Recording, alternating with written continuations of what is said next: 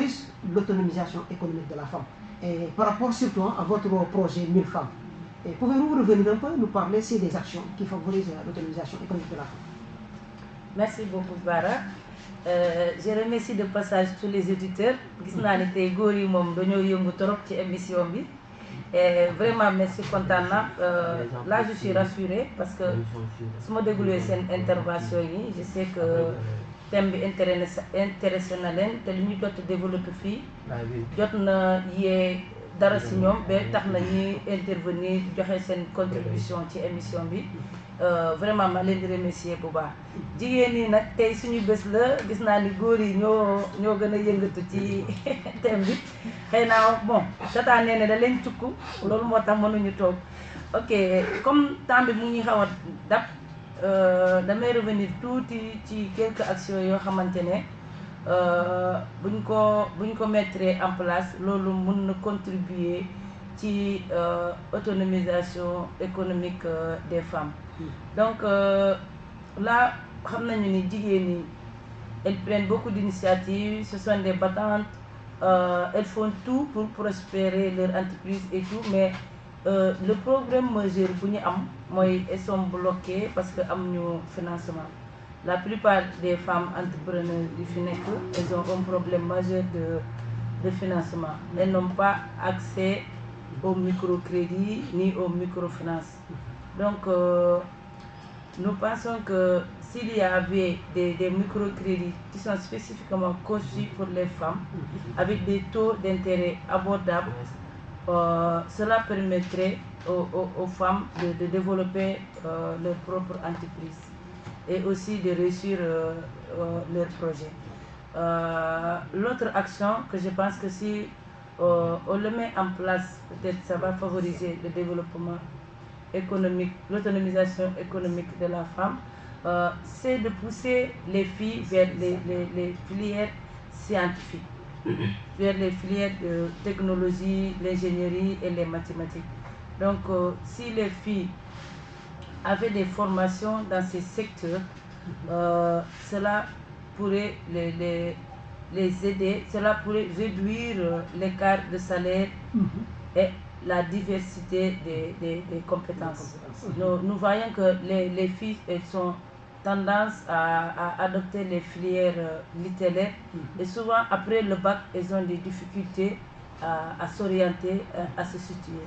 Donc si dès le base, celles sont déjà au lycée, celles sont dans les filières scientifiques, peut-être là, ça pourrait les aider. Et de passage aussi, je remercie les élèves du lycée, particulièrement les filles qu'on a primées hier. Voilà. Le lycée agricole Émile Badiane de Bignona.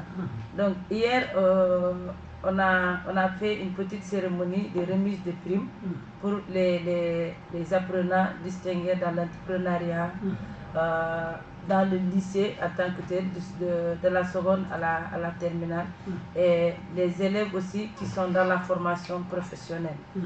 Donc nous avons primé 40 élèves et étudiants, nous avons primé 40, et parmi les 40, les 39 sont autant pour moi, 29 filles et 11 garçons. Donc, je les félicite beaucoup et les encourage, je les décourage. Il ne faut pas se décourager, le chemin est encore long, mais il faut multiplier l'effort. De passage aussi, je remercie le proviseur, tout le personnel du lycée agricole, parce que si nous avons des résultats, c'est parce que ils ont fourni beaucoup d'efforts par rapport à ces apprenants. Je remercie beaucoup aussi la présidente de la cellule JAR, Ndei Binta Djedjou. C'est une fille très distinguée, très travailleuse, et toutes les activités qui ont un rapport avec la cellule JAR, chaque fois qu'on a une activité au niveau du lycée, elle nous aide dans les préparatifs et tout ce qui va avec. Et même hier, elle a été primée. Elle est au club 4H Poussin, voilà. Dans le cadre de l'entrepreneuriat. Elle est étudiante. En même temps, elles font des, comment ça s'appelle, élevage des poulets de chair. Donc nous les encourageons beaucoup et vraiment les féliciter pour leur initiative. Ce qui signifie que la fête de Korité, ne seront pas fatigués. On ira tous au niveau du lycée. Je peux ajouter un Alors, vous pouvez ajouter, madame, donc comme on parle du lycée agricole et comme on parle du lycée agricole, je suis vraiment incitée par rapport au renforcement de ce que Mariama vient de dire. J'ai toujours l'habitude de dire qu'au lycée agricole, les temps passés, les années 2000, il n'y avait pas de filles. Moi, je suis affectée au lycée agricole en 2005. Pratiquement, parmi les garçons, il n'y avait qu'une seule fille. Parce que les gens avaient vraiment l'ambiguïté de dire qu'au lycée agricole c'est difficile, il y a trop de matières, les filles ne peuvent pas persévérer parce que c'est les matières scientifiques. Et Mariama vient de dire que si les femmes veulent être autonomes, il faut qu'on les encourage à aller vers les filières scientifiques et techniques. Donc je pense qu'aujourd'hui, avec tant d'efforts que la cellule genre du lycée a fourni, on faisait des villages, des caravanes de sensibilisation pour faire savoir aux filles que le lycée agricole, ce que les garçons font, les filles peuvent le faire. Et aujourd'hui, Dieu nous a donné vraiment raison. Nous avons un effectif de filles qui dépasse largement celui des garçons. Et l'autre encore point saillant qu'il faut signaler, c'est que les filles aujourd'hui travaillent plus que les garçons au lycée agricole. Vous avez vu, Mariama a dit qu'elle a primé plus de filles que de garçons. Donc je dis la fille qui a eu la moyenne la plus supérieure est égale à une moyenne de 17,20 en série S4. Elle s'appelle Abi Diallo. Pour vous dire que le genre a vraiment fait son travail au lycée agricole. Absolument, absolument. Merci beaucoup. Et donc, les filles de Bignona, les filles de la Casamance, les filles du Sénégal, je vous appelle tous à venir au lycée agricole. Il n'y a rien de difficile là-bas. Il suffit de se mettre au travail, même dans la facette professionnelle. Venez vous faire former et nous allons prendre en charge notre économie et avoir une autonomisation des femmes. Merci, merci. Merci beaucoup. Et bonne fête pour les femmes. En tout cas, merci beaucoup. En tout cas, merci madame. Et je pense que c'est l'occasion aussi de donner la parole à monsieur le responsable. C'est lui le responsable le coordonnateur pour l'emploi, parce qu'il travaille beaucoup avec la jeunesse et les femmes surtout. Et donc je pense que si on parle des actions qui favorisent l'autonomisation économique de la femme, on ne peut pas parler des actions et en laissant en rade le pôle emploi, c'est-à-dire le Sénégal Service. Qu'est-ce que vous pouvez apporter par rapport à ce que la coordinatrice, la responsable du club genre vient de dire, mais aussi point focal du projet pour 1000 femmes. Voilà, merci M. Djidjou. Vraiment, c'est très pertinent de parler d'autonomisation des femmes, surtout dans ce contexte où nous sommes actuellement de notre pays, où, comme on le dit, il faut aller vers la transformation systématique, voilà, surtout de notre économie, mais du pays en général. Et quand on se base aujourd'hui surtout à ce que le président de la République, M.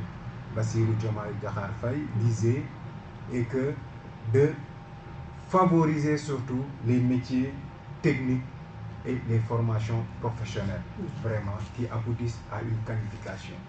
On ne dit pas que l'enseignement général n'est pas bon, mais aujourd'hui, fort est de constater que notre système éducatif nous impose vraiment l'enseignement général. Et que même si on parvient à étudier jusqu'à aller en Master 2, on ne parvient pas à avoir une qualification. Parce que on a des diplômes d'académie ou bien d'institut, etc. Mais on n'a pas une qualification. Parce que je dis que la formation professionnelle parfois était considérée comme, voilà, une seconde option. C'est une seconde chance.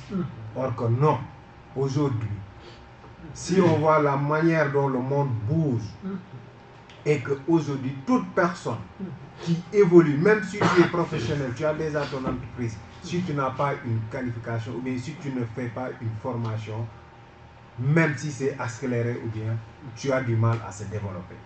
Aujourd'hui, la formation est au début, je dirais, et même dans tout le processus de la personne. Parce que, pourquoi je dis ça? On parle d'autonomisation, on parle donc d'entreprise. La règle des 3 F. La formation, la formalisation et le financement. Aujourd'hui, pour avoir une entreprise, vraiment, pour mettre en place une entreprise, soit si vraiment, c'est l'entrepreneur lui-même qui travaille dans son entreprise, soit il faut qu'il y ait une expérience et que l'expérience aujourd'hui, c'est au niveau dans une autre entreprise que tu l'auras, mais il faut te capaciter dans ce domaine pour comprendre et savoir. Il existe, certes, que parfois, comme on le voit, si je peux m'exprimer en wolof, tey mu am ñu nekk ci benn kër. Sama papa nekk soudeur. Au lieu ma dem école, man peut-être que ni dama très tôt peut-être que ni am na li ma séenoon mooy que ni peut-être am naa benn don ma nekk ci atelier bi. ñu may ne école may leen man soudeur laa bëgg a doon. ñi lay forcer bëgg la forcer si yeneen métier, mais yow sa bëgg-bëgg c'est que on ne laisse pas parfois les gens s'exprimer seen désir li ñu bëgg, surtout les enfants. Et aujourd'hui nous sommes dans le département de Bignona, nous sommes en Casamance. Nous savons tous que c'est l'agriculture qui prime. Mais auparavant, regardez dans nos familles, nous tous nous sommes victimes de ça. Quand on était à l'école peut-être primaire, si on faisait l'école buissonnière et qu'on n'allait pas à l'école, qu'est-ce qu'on nous dit? Nos parents nous disent, bon de mon école, de mon village, mais dem bay. C'est comme si que bay finition. Lolu ñu dem ba maggalé ak mom. Bu ñu maggé ak mom ñu japp ni carrément être agriculteur, c'est être pauvre, c'est destiné aux gens qui ne sont pas allés à l'école. Mais si on regarde aujourd'hui le plus développement, tous les pays qui sont développés, c'est la révolution industrielle, c'est l'agriculture, etc. L'agriculture aujourd'hui, on peut que se baser sur sur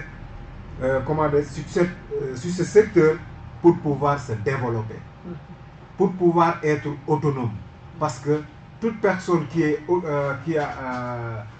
a son, comment dirais-je, koo xam ne biiram fees na amul beneen souci bu kër gi am na peut-être que ni bay na fa li mu fa war a bay njaboot bi ñu ngi ci ay conditions yu baax. Là d'abord on parle de développement de l'esprit. Et aujourd'hui si on retourne sur l'autonomisation toujours des femmes, moi j'ai tendance à dire les femmes ont une capacité de résilience boo xam ne tey jii c'est extraordinaire. Ñu def benn analyse, c'est pas pour stigmatiser benn affaire, mais quand on disait ay CRS, regardez les femmes comment ils souffraient avec l'économie, dem di jaayante avec des taux d'intérêt yoo xam ne tey jii nii sànq moom la Mariama doon wax fii di fay banques yi et cetera. te amul leneen beneen activité boo xam ne mu ngi ci développé du doon ay petits commerces, des activités génératrices de revenus. Mais aujourd'hui cette agression surtout bu amul ci ñoom, mais cette capacité de résilience à pouvoir s'organiser en avec du banque, c'est à ñoom ñoo toog waxtaan xool, comme on le disait, c'est une association villageoise d'épargne et de crédit. Ñoom ñuy parvenir à se cotiser di lebalante entre ñoom, cause pour laquelle tey jii nii ci modèle boobu noonu man je m'appesantis sur ça à chaque fois di ci rebondir en conseillant surtout les groupes les femmes à se regrouper, à trouver, à s'autofinancer d'abord pour que les les structures de financement mën leen ci fekk. Parce que bu ñu fekkee déjà organisé woon, déjà am ngeen leen benn affaire boo xam ne da ngeen di teg, vous serez facile à accompagner. et que les services techniques aujourd'hui, comme par exemple le 3FPT, le Fonds de financement de la formation